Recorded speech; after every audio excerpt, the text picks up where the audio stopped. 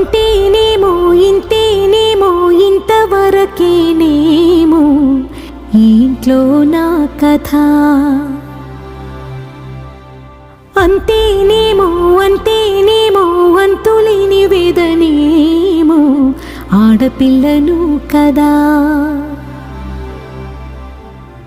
మళ్ళీ తిరిగి అడుగేసేది వచ్చిపోయే చుట్టూలానే. నేను పుట్టి పెరిగిన ఊరికి ఇంకా పైన పొరుగురిదాన్ని.